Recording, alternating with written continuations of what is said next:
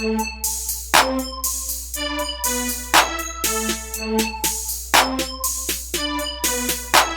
big 1K, let's probably about them parlays. Let's probably about the money that you owe me. Let's probably about my team. Let's probably how we locked and loaded. Like one standing head with a full clip. Quarterback from a bullet like target practice. Strong arm for the long ball. Arms like a long gun. AR. Remember back in the days when they used to say, you got mouse, nigga. Well, your DB, he just got mouse, nigga. Hey, what's up, sports fans? It's your boy, the controversial one, PC Williams, and I'm back with a special 1K Sports show for y'all today. Uncut, unbiased, unfiltered, unapologetic. Y'all know how we get down. This is a very new show for y'all today, not the normal show. Obviously, we had Florida Georgia weekend here in Duval. I'm going to touch on that. Once again, Cam Ward and Miami continue to do what they do. They still great. They still winning. Are they a team of destiny? We'll find out. And of course, it's Bama and LSU week, so you already know what that means. Gotta touch on that. But it's report card time, y'all. We 8 games into NFL season. Plenty of time for everybody to show who they are. So I'm giving out grades to every NFL team. Every team getting a grade. I will explain my grade for every NFL team. So no hard feelings. All fans are welcome to defend their team however they want to do it. But like I said, y'all, it's your boy PC Williams, the controversial one. This is 1K Sports, uncut, unbiased, unfiltered, unapologetic. We're going to get right to it, y'all. Well, as usual, per usual, Florida Georgia weekend here in Duval was lit, was fun, was crowded, a lot of traffic, and the Bulldogs won. But before I get into all that, I want to give the Florida Gators their flowers. They fought hard. I watched the game with my homies.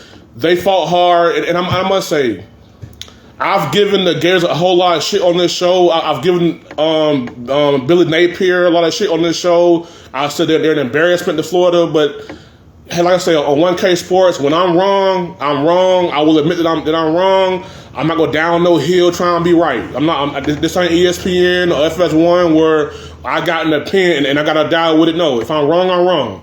I must admit that I really admire the Florida Gators fight. They really fought hard. They could have went there and got blown out. And really, if DJ Latway didn't get hurt, this is a whole new ball game. But they lost. It was a hard-fought game. I really admire how the team is still playing hard for their coach. At one point in the season, there was a rumor that they was going to fire Billy Napier and give him $25 million payout. Now, me personally, $25 million just to get fired, I get fired tomorrow. I won't show up work, or while I show up on some bullshit, I will get fired for $25 million. But I really commend Coach Napier. The players still playing hard. One thing about a coach lose their job when the team start playing hard for them, and this team is still playing hard for them. And if you look at the Gators season, it's not a complete disaster. They're 3-4, obviously. I think 3-4, something like that, or 4-4. Their 4 losses have actually come to really good teams. Miami, top 5 team. Tennessee, highly ranked team, beat Alabama. Texas A&M was a highly ranked team. They lost to South Carolina in an upset game, and they lost to Georgia. So it's no shame in losing these games. I feel like when you look at the Florida Gators, the Tim Tebow, Percy Harvin, the Fred Taylor, Danny Warfel, Jesse Palmer guys, like those days are over with. Florida clearly is not as talented as Bama, as Oregon, as Ohio State, as Miami, and some of these teams. They're not that good compared to those teams, but they're fighting hard. And you can't deny the heart that they're playing with. They're playing very hard for their coach. Like I said, he could have been fired a long time ago. They could have been Florida State and just say, you know what, it's a wrap. But they're still playing hard and fighting hard. And they were fighting Florida. They were fighting the Bulldogs. Took the nail in that game. That was a very winnable game for Florida. But unfortunately, Georgia is just better than you are, and they showed that. But kudos, and my heart goes out to Florida. They playing real hard for their coach. They're not giving up. They're fighting for everything. They could have beat Tennessee. That wasn't a foregone conclusion. It was right there against Georgia. This is a team that could very well have a winning record. Despite the adversity they went through all this year. So nothing against that. Like I said, the Gators played hard, but unfortunately Georgia's just better. Now to the Bulldogs. Outside of Alabama, the Bulldogs got one big problem, and that's Carson Beck. This is another big game where Carson Beck threw not 1, not 2, but 3 interceptions. He threw 3 against Bama, 3 against Texas, and 3 against Florida. That's 9 interceptions in your biggest game so far. That he's been right there. Thank God for the defense. Thank God that Georgia is just better than everyone else. Well, except Bama, of course, but Georgia's just good. And I feel like they're so good that Carson Beck can have these bad games and these bad picks, and they still find ways to win. Hell, he threw 3 against Bama. They came back and almost won that game. Threw 3 against Texas. They actually won that game going away. That was actually a dominant win. Could have been more dominant had he not turned the ball over.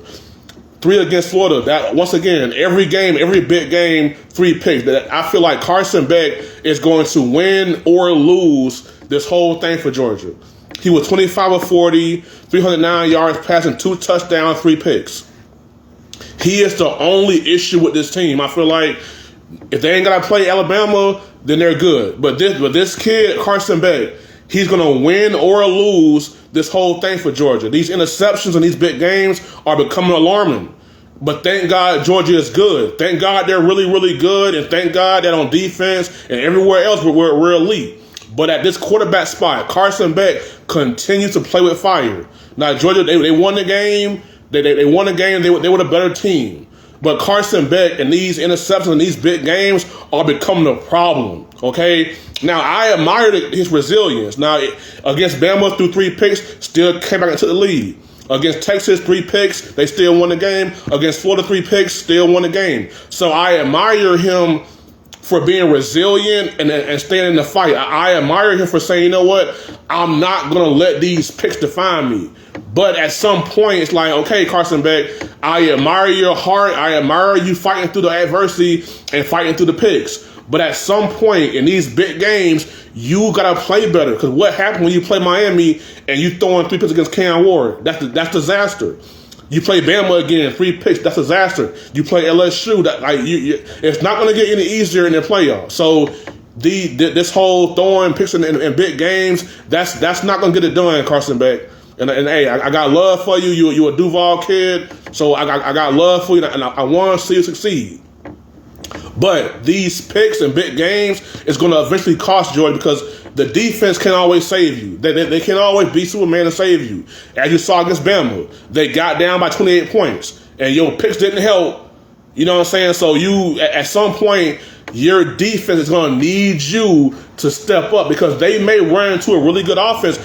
Georgia just might play Cam Ward in the first round. And Cam Ward just might jump out to a big lead. And Carson Beck, I'm sorry, you're not winning that game if you get down against that kid like that. So you got to play better, Carson Beck. Like I said, it's Bama all day, but hey, I got to call it how it is. Carson Beck, I want to see the kid do good. He's, like I say, he's a Duval kid here in Jacksonville, won a championship with Mandarin High School. He's in Georgia doing big things. So it's like, hey, Carson Beck, hey, man, tighten up. Because you are the one thing that's holding this Georgia team back. You and your picks in big games. So I feel like correct that, and Georgia can definitely beat anybody in the country. But I said, Beck, I admire the resilience, but the picks got to stop, man. You guys stop turning the ball over in big games because, hey, Georgia was just not better than you guys. And unfortunately for you, Carson Beck, against Texas, Quinn Ewers and Arch Manning didn't play good as well either. So they bailed you out. And like I said, against Bama, you almost came back and won, but your 3 picks really, really cost that game in the long run. So Georgia won. Should they slip in the rankings? I would say because you kind of struggle with a Florida team, you shouldn't be number 1 or number 2. That's definitely Oregon and Miami and them. But definitely, you know, they're winning. But I'm not impressed by the whole turn the ball over and having to scratch and fight. They should have blew out Florida because they're just a better team.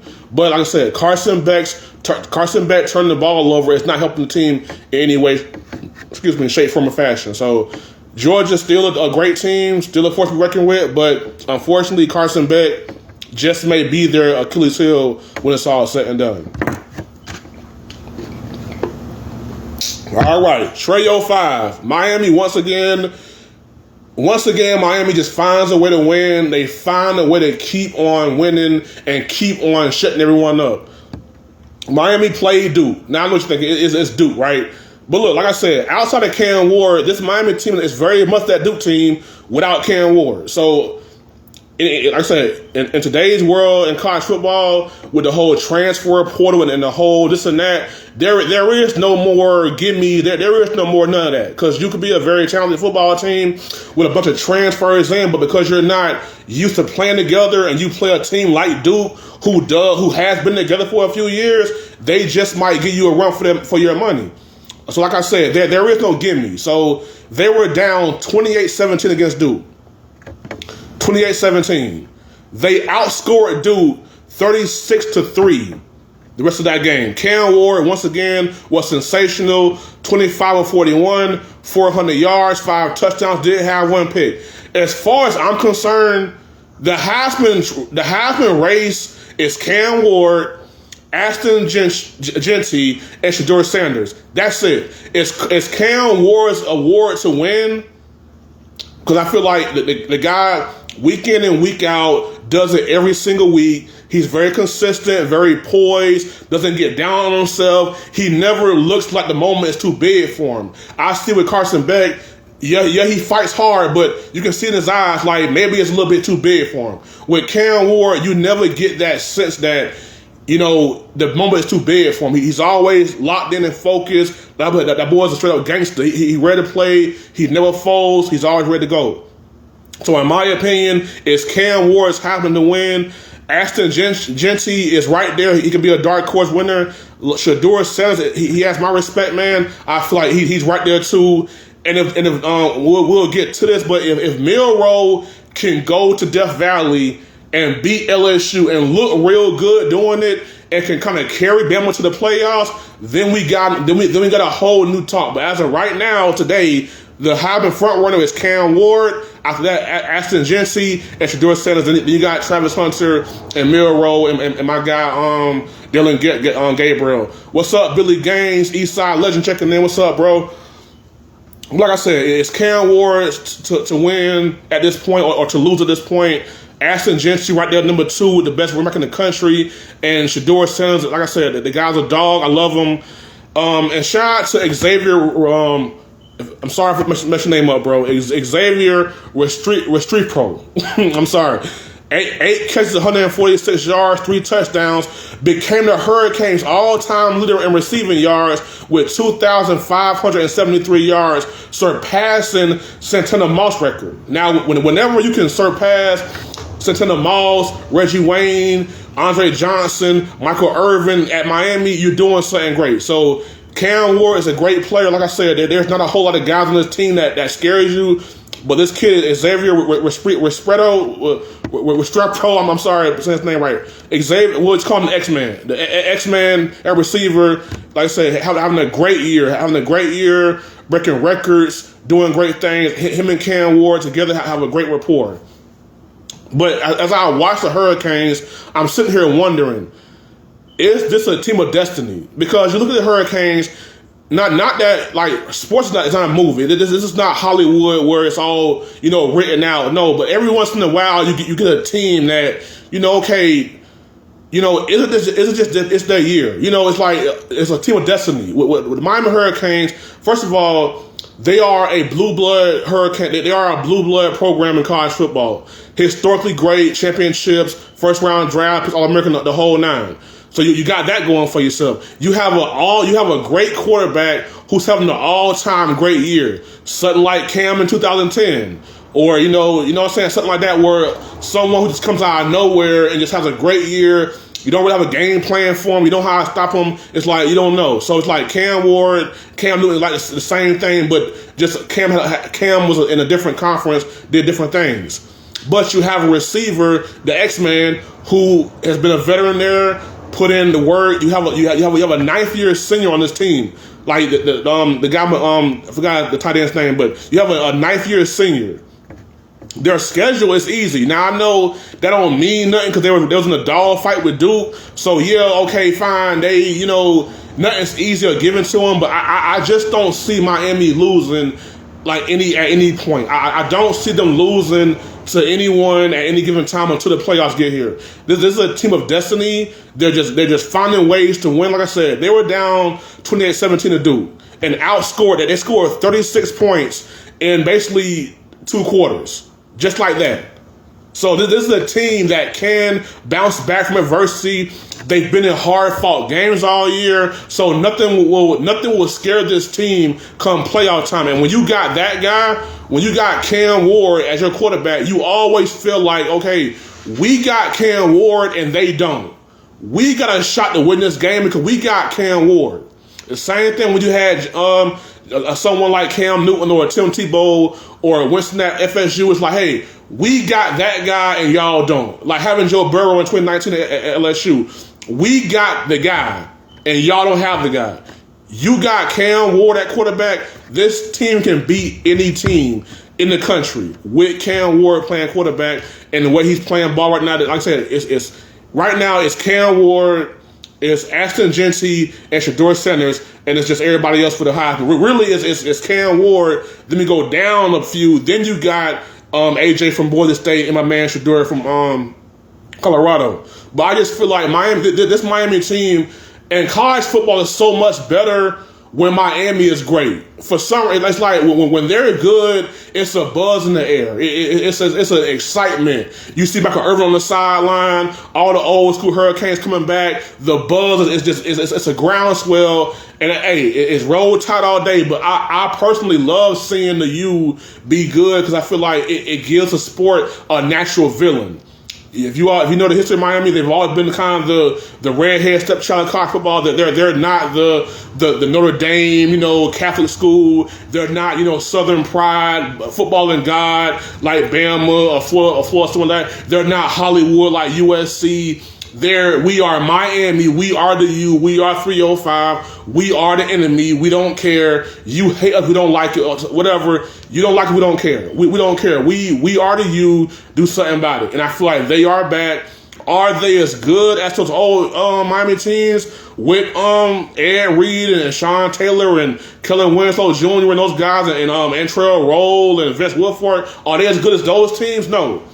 But you have a great quarterback that's playing out of his mind right now, and this team is playing, and they're rallying around that quarterback. This team, they may not be good next year. This may be a one-year thing. But this year, this Hurricanes team is the one team I don't want to see.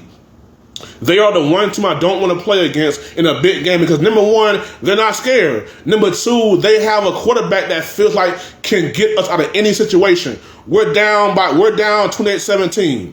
Okay, so what? We still got Cam Ward and y'all don't. It's overtime. Okay, so what? We still got Cam Ward and y'all don't. Are we playing Georgia? Okay, y'all got Carson Beck. We got Cam Ward. I'll take Cam Ward. So what? So Miami right now is like they give me it's their year vibes. I'm not ready to say that they're the national championship favorite right now, but how they're playing, how they're winning games, no matter how it is, how you want to, whatever game you want to play, if it's a close-knit game or, we're down by a few points, whatever, they just never give up. They always fighting, and they have a guy who they believe in. Mario Cristobal is a great head coach. I love what he's doing there in Miami. He played there. He's making that whole team proud.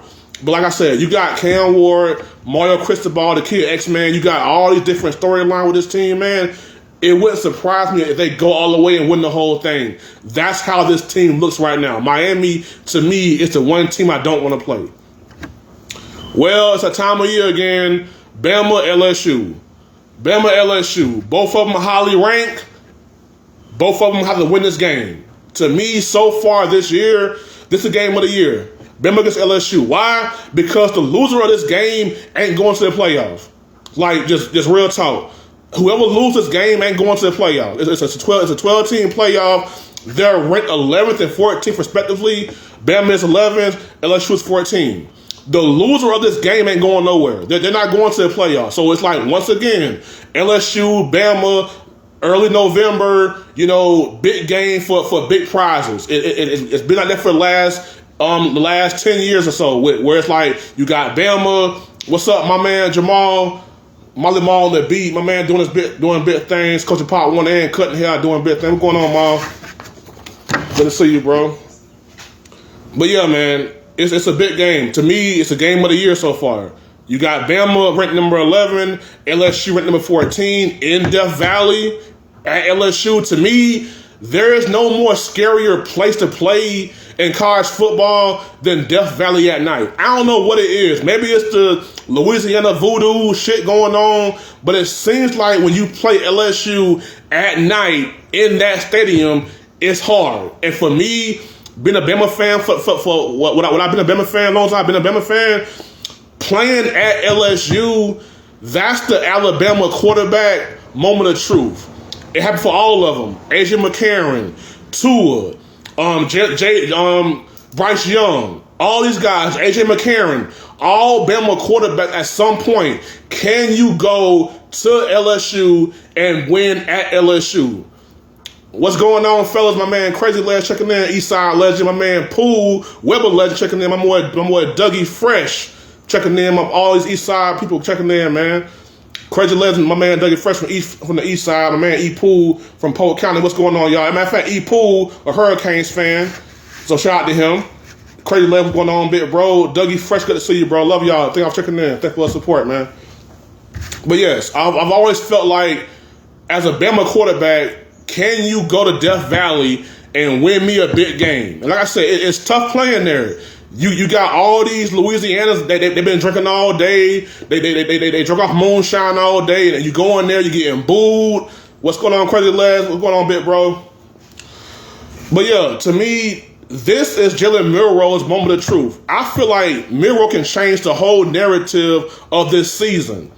You go to LSU and you beat that team and you beat them good and comfortably and win a big game. You play good. All of a sudden, that Heisman is Cam Ward against Jalen Milroe now because this is a big game. Make no mistake about it. LSU is a damn good team. I'm not crazy about Brian Kelly. I feel like he's a very overrated coach. But as a team, as an LSU team, from a talent standpoint, this is a very serious team. This is a very, very big game for Bama and LSU. Like I said, they both got 2 losses already.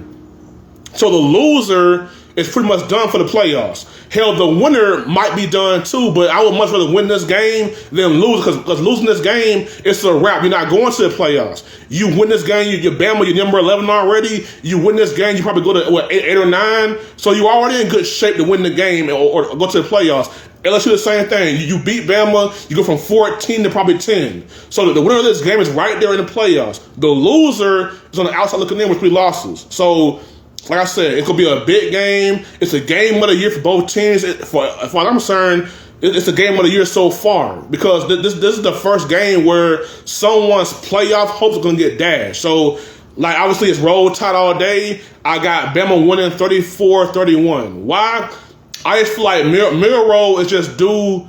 He's due for a big game on the road against LSU. He's due for it. This is Jalen Milroe. If you watch him, bro, I know you're not. It's just a little podcast here with regular old PC Williams here. But hey, if you're watching Milroe, if you're watching me, bro, check me out here. This is your moment. Hey, Auntie Summer, the best realtor in the city, y'all. What's going on, Auntie? Hey, y'all hit up Auntie for y'all realtor. Y'all need a house or whatever y'all need. Hit up Auntie Summer. With Watson Real Estate, right, Auntie? Watson Real Estate, y'all hit up Auntie for y'all house needs, apartments, homes. Y'all hit Auntie up. She is the best realtor in the whole city, y'all, in the whole country for real. What's up, Auntie? Love you, man. Good to see you. But yeah, man, Milroe, if you watching, bro, go out there and play. Go out there and have fun. Ryan Williams, go out there and have fun. Go out there and have fun, bro. It's Bama, LSU, early November in Death Valley. Go out there and have a great time. This is always a great game in Death Valley, man. So, like I said, Bama 31, Bama 34, LSU 31. I got Bama winning because it's roll tide all day. Whatever, they're still a great team despite the 2 losses. I'm still rolling with my guys. Like I said, game of the year for both of these teams. The loser is done. The winner has an inside track and the momentum. Like I said, it's a big game for Milroe. For the season, the narrative, and the Heisman. Like Milroe, Bama, all y'all, you don't want to be that Bama team that couldn't get it done. You don't want to be that team that lost 3 games and just couldn't make the playoffs at all. You don't want to be that team. In a 12-team playoff with Alabama's history, you don't want to be that team that could make the 12-team playoff. I understand the 14 playoff, but you don't want to miss the 12-team playoff. You don't want to do that. So I feel like Bama needs this game. They need this game more than LSU. If LSU loses, it's another loss. Another loss. Brian Kelly's always been overrated to me. I've never been a big fan of his. I think he's an overrated coach. But, hey, LSU's a good team. This is going to be a great game. Bama 31-34, LSU 31. All right, y'all. Report card time for the NFL. Like I said, I'm going to grade every NFL team. If you don't like what you hear, kiss my ass. I'm just playing. If y'all have an issue with what I say, man, come on camera and defend your team. Like I said, this is report card time for every NFL team. All right? Now, what's my criteria? So y'all know what's going on here. My criteria is this. I'm going off your record. Not just that, but your record, your projection going forward the rest of the season, the quality of your record, who you beat, how your team's playing, and the outlook of the rest of the season. So that's my criteria. So if you are a team with 2 wins, if you got 2 or less wins, you an F team, okay? Now, if you're around 500 or so like that, maybe you're a C or D team depending on how you look. So like I said, it's 1K Sports, y'all. It's unbiased. I'm being very unbiased. My Cowboys are not an A team. They are a very bad football team. We'll get to them in a minute. But first and foremost, I want to get to the F teams. These teams suck. They completely suck. They're hopeless. Their season is over. It's been over. They got 2 or less wins. They're horrible. They suck. So we're going to start with those teams. I'm not going to spend a whole lot of time talking about a F team, okay? So we'll get down to it. Let's get to it. The F teams. The teams who currently have an F in 1K sports class. The New York Giants, F. Jacksonville Jaguars, F. It's been a disaster, okay? Jaguars, I know y'all trying to figure it out. No, man, it's been a disaster, okay? This roster is not horrible. You can win with this roster. You can win with Trevor Lawrence. You got Bigsby and ETN. You have a good roster. Brian Thomas Jr. is him. I like the kid. Y'all can win, okay? But right now, Jaguars, y'all are who y'all are. You're 2-7 team, 2-6 team. Look, it is what it is. You are an F football team. Miami Dolphins. I know Tua got hurt, but personally, I felt like they were an F team before Tua got hurt. Tua got hurt. They got even worse. They lost on Sunday. They are a bad football team right now, even with or without Tua. And Tua, good to see you. You look great. Stay healthy. Stay prayed up, bro. We love you. Cleveland Browns, disaster. F team. Titans, Raiders, Panthers, Saints. These are all F teams. And about the goddamn Saints. Yeah, it was all good, wasn't it? 2-0. Beat the Panthers. Beat my garbage ass Cowboys. Oh my God, we're gonna go to the Super Bowl here in our hometown of New Orleans. Yeah, you heard me. Yeah, whoa, Then reality set in. You got Derek Carr. Without Alvin Kamara, you're really a bad football team, and you're showing it. Derek Carr sucks, and he's showing it. Okay. Clint Kubiak had a nice little run the first 2 weeks against the Panthers and my garbage-ass Cowboys. Okay, the honeymoon's over. Welcome back to reality, Saints. Y'all suck. You always have sucked. You're going to continue to suck. Might well put the bats over y'all head. Y'all suck. This has been a very, very bad year. They fired Dennis Allen. Thank God. The guy's horrible. Get him out of here. You know what I'm saying? Like I said, New York Giants, Jacksonville Jaguars, Miami Dolphins, Cleveland Browns, Tennessee Titans, Las Vegas Raiders, Panthers, Saints. All F teams. No, don't fight me on that. All those teams are horrible with no hope for nothing. And they got 2 or less. Like I said, I'm going by your record. If you got 2 or less wins, you're out. I'm done with you. All right. Now we took care of the F teams. They out the way. No more discussing F teams. They're gone. All right. So the A teams. Now we start with the A teams. These are the elite best teams in the NFL, according to my opinion. Okay, so it's no real order here. Just kind of whatever team I had typed up first. Buffalo Bills. A. I got to that. To me, the Buffalo Bills look so much more like a team without Stephon Diggs and Gabe Davis. Now, am I saying that Stephon Diggs and Gabe was bad, were bad guys? No. But it's something about when you have that extra noise in the locker room. When you have someone like a Stephon Diggs who needs the football, demands the football, and you want to give it to him. You want to make sure you feed him because you're a great team when he gets the ball. But I think sometimes when you put so much on trying to involve one player, and I see it in Pop Warner, you see it in college, you see it in pros. When you base your whole offense around one player, how are you really getting the bang for your buck for your other talent? And I feel like you had to let go of Stephon Diggs to make sure you can let Keon Coleman develop. You let go of Gabe Davis. You bring in the trade for Amari Cooper was a big trade. Why? You bring in a veteran, a receiver who was accomplished, been there, done that, seen that, been through that, right? And he has no ego. Now, Amari can be a little pouty and a little, okay, I ain't getting the ball, whatever, hang his head. But he's not a go in the media and cause a shitstorm. He's not doing that. And this is his fourth team. He's been on his whole career. So there's a level of humility with Amari Cooper. So now you lose Stephon Diggs and Gabe Davis. You draft Keon Coleman. You trade for Amari Cooper.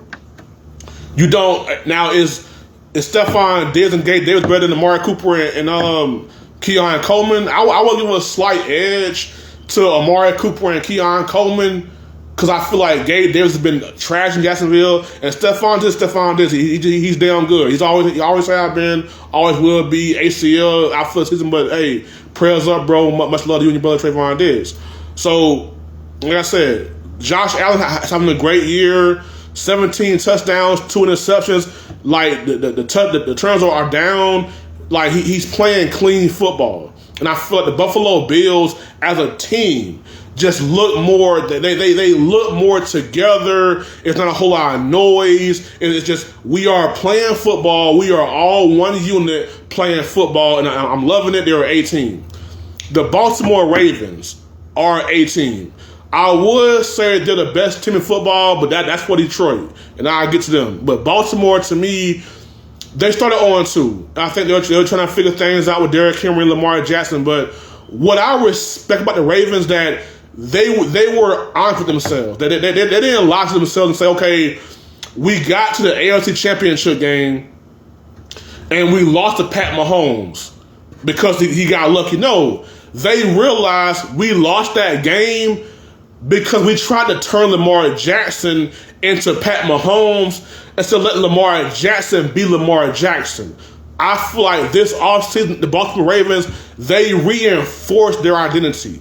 Going to get Derrick Henry will go down as an all-time great move. Because what you did was, okay, we lost that playoff game against Kansas City because we stopped running the football. We stopped being who we are. Now, let's get back to who we are and then some. Lamar Jackson, in the offseason, lose 10, 15 pounds.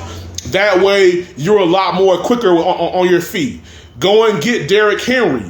Because now with Derrick Henry, you make Lamar Jackson that much more dangerous as a thrower and a passer. Because now, when the ball snap and he does Derrick Henry, you don't know what to do. And they have adjusted to Derrick Henry's strength. They were more of a spread offense. With Derrick Henry, they're more under center, fullback, downhill. The Ravens understood who they are, understood that in the biggest game of the year last year, we stopped being ourselves. And that's why we lost. So we're going to reinforce who we are. That way we never forget that shit ever again. When you got Derrick Henry in your backfield, it's very obvious.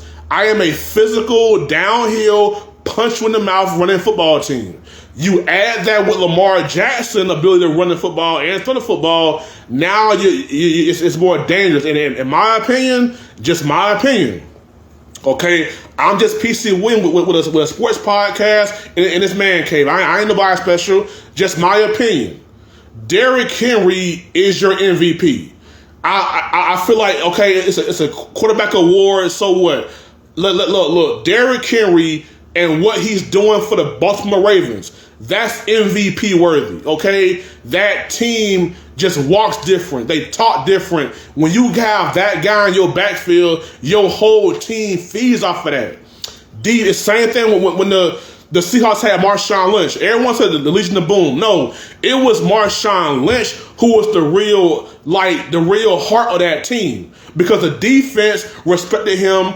Offense ran through him. Like, everyone looked at Marshawn Lynch. It was Marshawn Lynch who really inspired the defense. Say, look, you see how hard that guy running? You see how physical he is? We gotta be just as physical as he is. We gotta fight back too.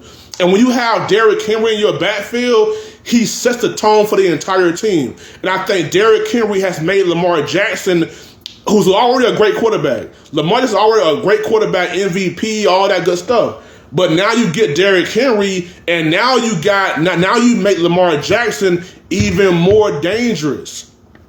My man Pat Brown, man, what's going on, bro? East Side, IL, Long Sherman Legend, all that. What's going on, big dog? Good to see you. But yeah, Derrick Henry, in my opinion, is the MVP so far. That's just my opinion, okay? We got to start this whole quarterback league and run the goddamn football. The theme for this year for me is run the damn football, okay? All that passing bullshit and airing it out. No, run the damn football and make the other team respect you. And from that standpoint, then you pass the ball when you want to. I feel like running the football is back in style. Derrick Henry has made Lamar Jackson a dangerous quarterback now. So they are a great team. Another A team I got to go with, the Steelers. I got to give them an A, y'all. I got to. I feel like you got Russell Wilson, you got Justin Fields. To me, Justin Fields is not ready. Russell Wilson is a little bit beyond his time, and they're winning.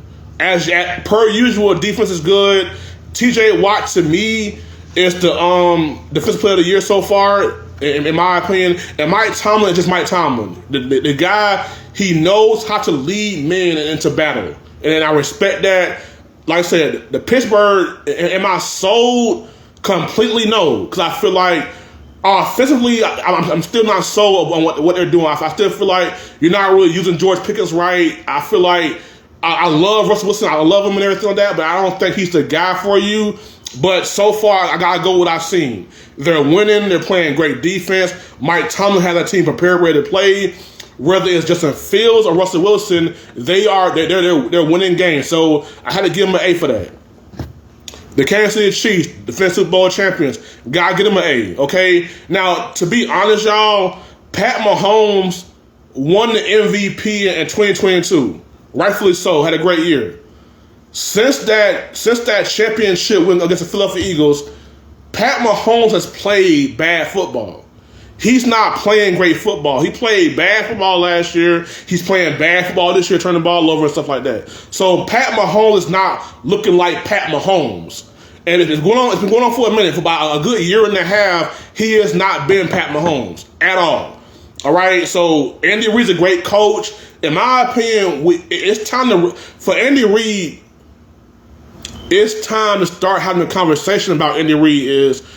Is he the greatest offensive mind ever? Like, real talk, is he better than Bill Walsh? Is he better than the Shanahan tree? Is he better than Kyle Shanahan and Mike Shanahan? Like, we really got to start having this conversation about, hey, is Andy Reid, is it Bill Belichick then Andy Reid? Like, and what Andy Reid is doing with this football team, like, Pat Mahomes is playing bad football, but defensively, running the football, like they are finding ways to win the game.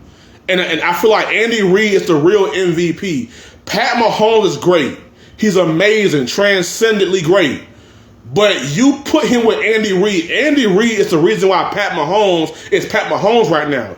You put Pat Mahomes on any other team, with any other coach, he would still be good, but he wouldn't be this good. Andy Reid knows how to get that kid to play like above himself. Like, I'm not saying Pat Mahomes ain't great. He's amazing. He's a Hall of Fame quarterback, top 10 all time. Like, I get all that. But right now, in the last year and a half, he's not played good football at all. And Andy Reid is covering that up with running the football, scheming guys open, and the defense, my God, with Chris Jones, McDuffie and those guys, Bolton, that's a great defense. So the Chiefs team gets an A. Even though Pat Mahomes ain't playing good football right now. Pat Mahomes is playing F football right now. The Chiefs as a team are playing grade A football right now. So, gotta give them an A. Oh my God, this breaks my heart to do this, but I gotta do it. The Washington Commanders are a team. They are. They're 7-2. They're winning. It's Jaden Daniels is the Offensive Rookie of the Year. Go ahead and book it, okay? Brian Thomas, Marvin Harrison Jr., all y'all, whatever. The Rookie of the Year offensively is Jaden Daniels, and that case is closed, okay? I really admire how Dan Quinn has his team playing. Like I said, Mr. Buffalo Bills, this Washington team is playing beyond themselves. They're playing together. They're playing for a purpose. They're playing for each other. Now, on defense, I'm not really sold. I feel like they're very, very suspect on defense. They are. But with the way this kid's playing, the way this team is rallying around this kid, like the Washington Washington Commanders are a football team. Am I sold? No. Okay, I feel like it's still a lot of football left to be played. I feel like there is film on Jay and Daniels now. So look, we'll see how it plays out. I'm not completely sold on Washington, but they are playing great football. Jaden Daniels is playing great football. Dan Quinn is coaching his ass off. That team is playing for each other, and I can't argue that. So they are my rivals. They are the Cowboys' rivals. But right now, the Commanders are a great football team. That they're playing great ball. They get an A. The Eagles, once again, it breaks my heart to do it, but I gotta give the Eagles their credit. Howie Roseman is doing what Jerry Jones should do. Okay? Because I keep hearing, Dak Prescott's contract, the Cowboys can't make moves because of Dak Prescott contract. Bullshit. Howie Roseman gave Jalen Hurts a big-ass contract. Jalen Hurts is making big-time money for the Philadelphia Eagles. And they still paid A.J. Brown. They still paid Devontae Smith. They still paid Dallas Goedert. That O-line ain't cheap, okay? That defense ain't cheap. They are finding ways to build a championship team. Earlier in the year, I said that Hurts is not playing good football. But you go and get a Saquon Barkley, and you run the football, and then you help your quarterback get better. The Eagles are a prime example of you can pay your quarterback big-time money and still get him help. Yes, we pay Hurts a lot of money, but we're going to make sure you got a star receiver, his other star receiver, his star tight end. That O-line will get paid too. That defense line with Jalen Carter, who is special, by the way, that they're going to get paid too. With the Eagles, there's no excuse. There is no, okay, we paid Hurts, we'll go figure it out, Hurts. No, we paid you, now we got to invest in you, okay? How you do that? You go and get A.J. Brown. You draft Smitty. You keep Dallas Goedert. You keep the offensive line straight. You go in, if there is a big-time free agent out there, the Eagles are going to get that free agent, or at least make a bid for him.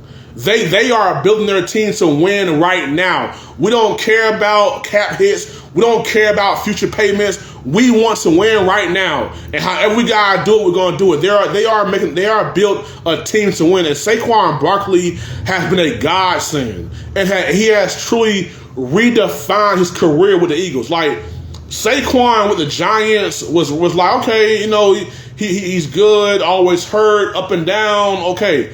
But you take Saquon Barkley, the talent, and you put him with the Eagles machine that's trying to win right now. With that O-line and those receivers, you're seeing Saquon, the real Saquon Barkley. He talking shit now. He got a little swagger to him, jumping over guys backwards and shit. Like, Saquon Barkley is not only playing great football, but this is the most confident and happy and just the most energized I've seen Saquon Barkley. And he's a PA kid, obviously, grew up in Pennsylvania, so he feels right at home. Like the whole Philly crowd, the fans, expectations, the hostility, he wants that shit, and he's playing at a high level because of it. So, hey, I'm a Cowboy fan, but I gotta call it how it is.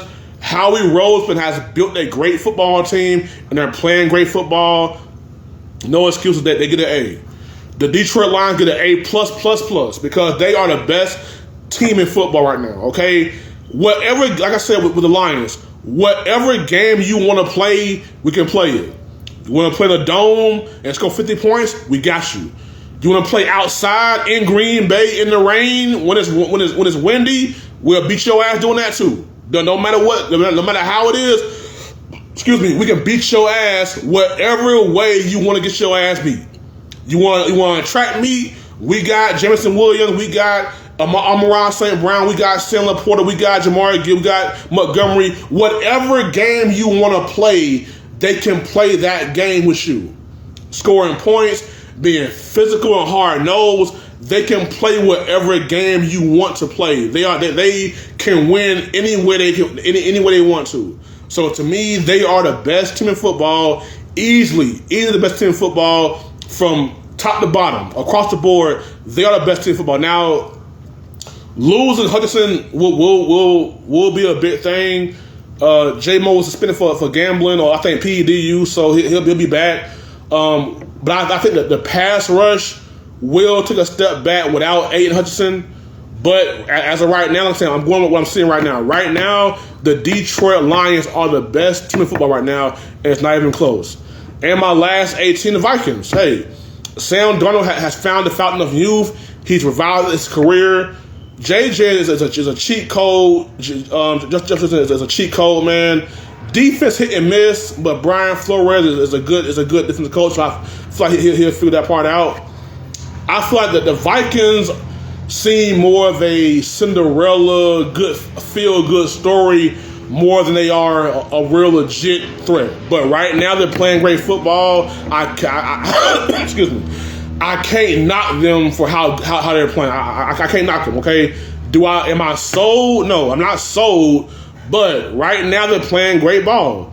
Sam Darnold is playing great football. Justin Jefferson is always playing good football. Defense is playing good football. They're winning. I can't deny them winning. So those are all my A teams, okay? Vikings, Lions, Eagles, Commanders, Chiefs, Steelers, Ravens, Bills, all get an A, all right? Now, my B teams. Now, when I say B teams, all these teams have good records. It's only 3 of them now. They have great records, okay? But I'm not really sold. I feel like 2 of these teams just lost the game that I wasn't really. I'm like, okay, that was a bad loss, okay? For example, the Texans. To me, they get a B. They get a B. Why? Because that loss to the Jets on Thursday night, that was a bad loss. That was a bad football team that just fired their coach. Like, you're supposed to win that game. And I'm still not really sold. I'm not ready to just give Stroud just everything. No, I want to see more. I want to see, can they get through it. They're 6-3. They're a good team, but that loss to the Jets really kind of turned me off a little bit. Okay, they're built the right way. They're loaded with talent. They have leadership, with veteran leadership with Joe Mixon and Dalton Schultz and those guys. You have young talent in C.J. Stroud, Will Anderson, Tank Dell, those guys. You have talent with this team. But I'm still like, the loss of the Jets really kind of left me a little, I don't know. But they're still a great team. They're still a force to reckon with. So they get a B. A B plus, we'll just say a B for the Texans. Because the loss of the Jets was not a good loss. No, that was a very bad loss. The Packers. Now, I get the Packers some love and saying that they have a great team. And they do. To me, the Packers have, the best young roster in football. Like, in terms of guys being 25 and younger, they're a better young roster than the Packers. But at home, bad weather, at Lambeau Field, I feel like you can't let Detroit come in there and beat you in your house in your element. They are a dome team. You let them come into Green Bay in bad weather in your house and beat you. That was a bad loss for me for the Packers. Now, even though Detroit's a great team, I expect more from the Packers than losing that game. So they are a B team. We'll say B plus. They are a B team right now. Falcons, very very young team. Kirk Cousins at quarterback is a great veteran quarterback. He's leading these guys in the right direction. The win at Philly was a big win, so that's where they're a B team because of that win. I'm not really sold on them being a contender. I'm just not really sold on them being a contending team like that. But so far with this young roster, you got Kirk Cousins coming off a Achilles injury last year. He's playing good football, playing solid. They're a very like the Packers. They're very young, lot to prove. So we'll see. So right now they are a B team. So my 3 B teams are Houston, Packers, Falcons. Those 3 teams are all getting a B. You can say B plus or whatever. So we'll just say those are my B teams. Now my C teams. These teams are right around 500, maybe a little bit more than 500, right below 500, just real kind of mediocre. Some of these teams have talent, but I don't like what I'm seeing. Some of these teams are kind of overachieving, so we'll see. But like I said, your record is a big part of why of where I see you at. So these teams right here, well not 500, but like these teams. Not all of them are losing. That all of them have they're 500 or better. So I'll say that. But it's about how you're playing, who you beat. Am I sold? No. It's like these teams are solid, but I just don't see it. The Cardinals, I'm not sold. I think Kyler Murray's having a decent year. Marvin Harrison Jr. If not for Jayden Daniels and Brian Thomas Jr., he could be the rookie of the year too. But I'm gonna say the Cardinals are a C team. I'm not sold. They always seem to Cardinal. You know, they'll win big games, they'll lose games. Kyler Murray will look real good, he'll look real bad. They'll be on point, they won't be on point. You know, just kind of, you don't know what you're going to get from the Cardinals. You know, they're a very, very kind of middle of the pack team, maybe a little bit lower, a little bit higher, but they're just kind of right here. I give the Rams a C because I feel like with all the injuries they've had, for Sean McVay to have this team still playing at a high level, that's commendable. And I feel like, are they as good as some of the top teams in the NFC? No. But I feel like the way they're being coached, how they're fighting through injuries, their whole old line is banged up. Cooper Kupp has missed time, Puka Nacua missed time, so things have been kind of up and down with this team, but they're right there. They're right there fighting every day, so I give them a C. The 49ers, I know they have injuries and things are just kind of a little weird right now for the 49ers, but look, C-Mac being out, Dre Greenlaw still being out, I just feel like this team. Now, against the Cowboys, they always I don't know what it is. When the Cowboys come to your town, you always tend to play your best game. I don't know why. Maybe it's us. I don't know what it is. But the 49ers, I'm just not sold. I think that their window has kind of closed. They've had chances. From 2019 to last year, they have had chances to do something, and they haven't. And I feel like that window is closing. Debo is getting more banged up by the minute. Kittle was great, but might be going after this year. C-Mac is hurt. Guys are hurt. To me, Fred Warner and Trent Williams are the only 2 consistent guys. You lost Brandon Ayuk for the season, so that's a big loss. They're 4-4, and I don't see them making a run. I don't see them figuring this out. So I got them with a C. The Bears, they're 4-4, so I give them a C. I like where they're going, but I still want to see a little bit more from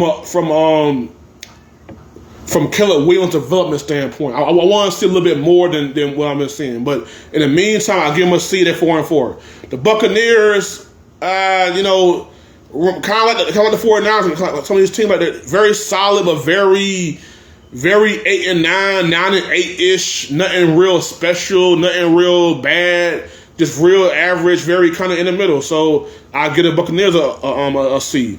Broncos are 5-4, but they beat a lot of bad teams.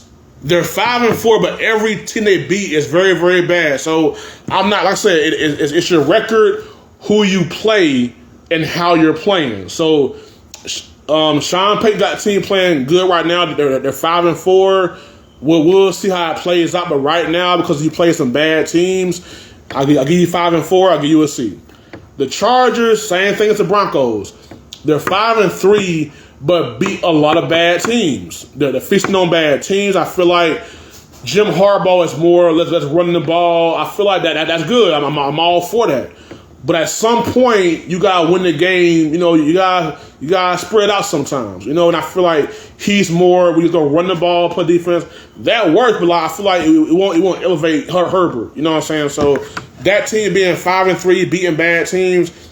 Gotta give him a C. Gotta give him a C. So my C teams are the Cardinals, Rams, 49ers, Bears, Buccaneers, Broncos, Chargers. All right. My D teams.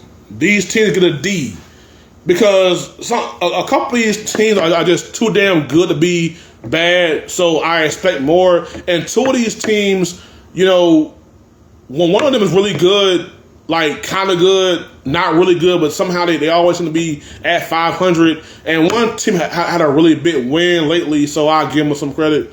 The Seahawks are a D team. I feel like between Metcalf and Lockett and Smith and the way they draft, like I expect more from this squad. I really do. And I'm not seeing it. I'm not really impressed with what I'm seeing here. So I feel like they get a D because I feel like they're way too good to be this inconsistent and this bad. The Colts have a quarterback problem, but it seems like with the Colts every year they're right there.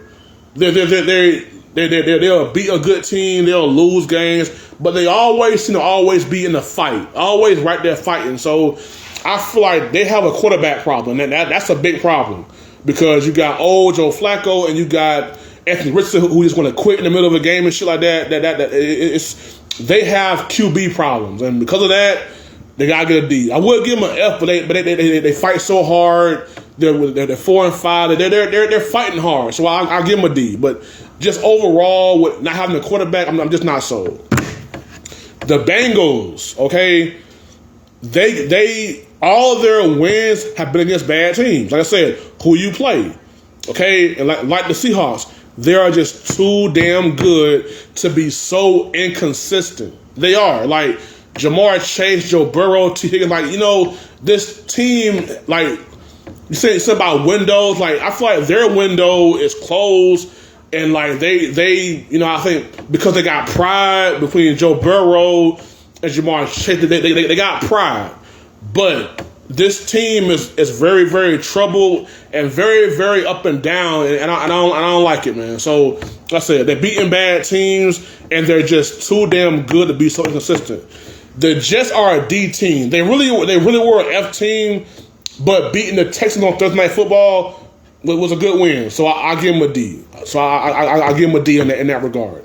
And last but not least, my Dallas Cowboys are a D team. Now look, I'm not going to sit here all night and keep doing the same old two-step with y'all with this whole Dak Prescott contract and all the bullshit.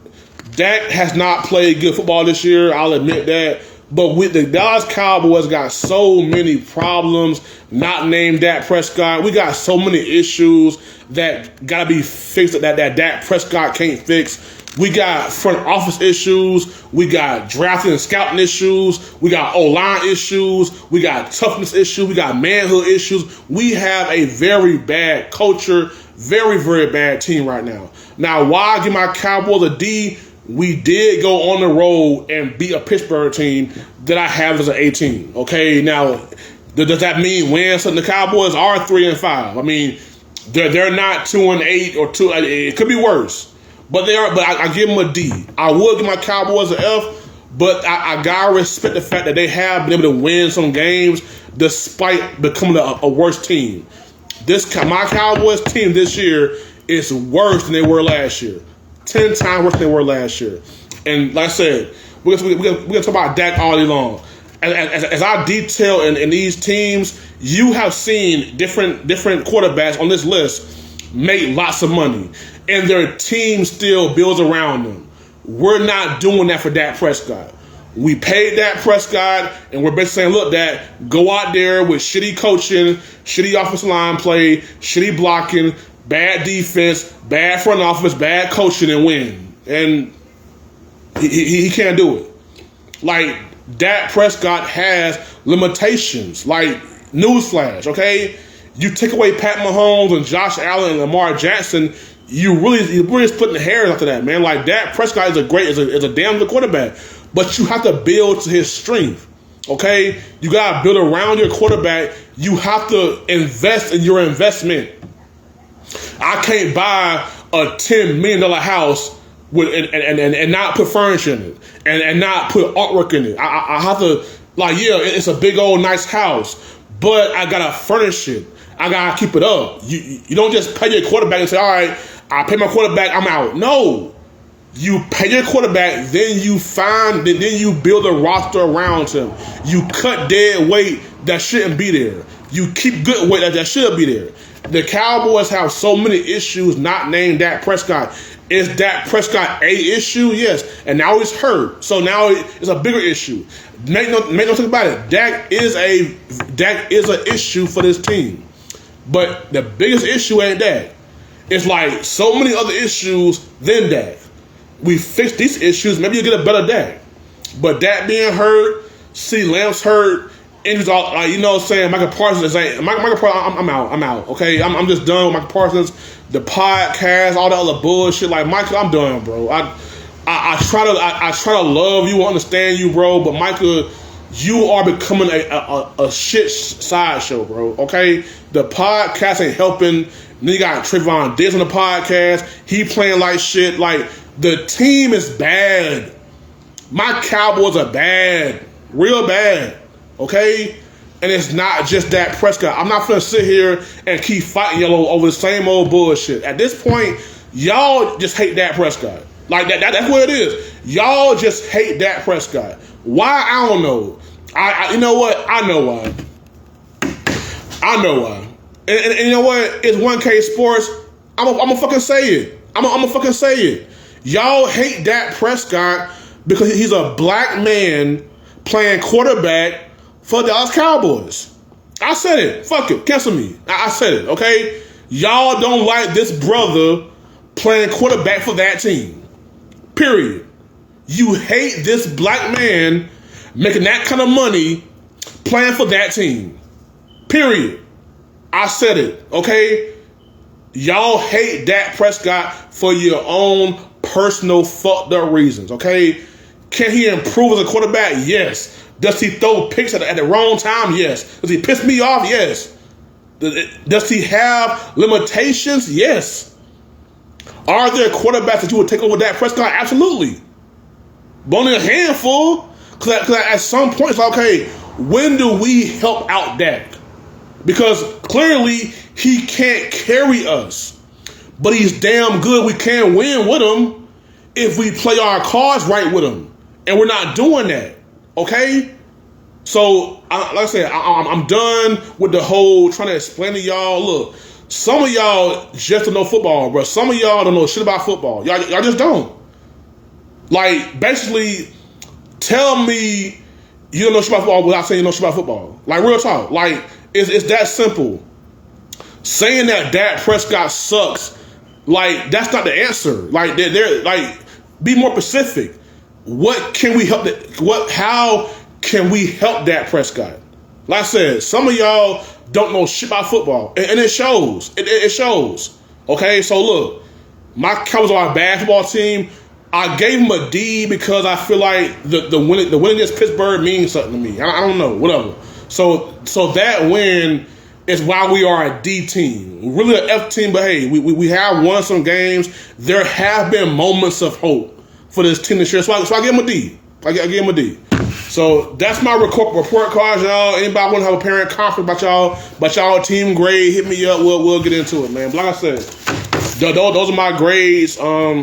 Midterm, All my colleagues know what I mean when midterms roll around, y'all. So, like I said, those are my grades, man. We'll see. I would do a live report card at the end of the year when everything's over with and over and done with. So we'll get to that. But anyways, thank y'all for tuning in, man. Thank you for all love and support, man. 1K Sports, uncut, unbiased, unfiltered, and most importantly, unapologetic. Love y'all, man. PC Williams, checking out. Peace.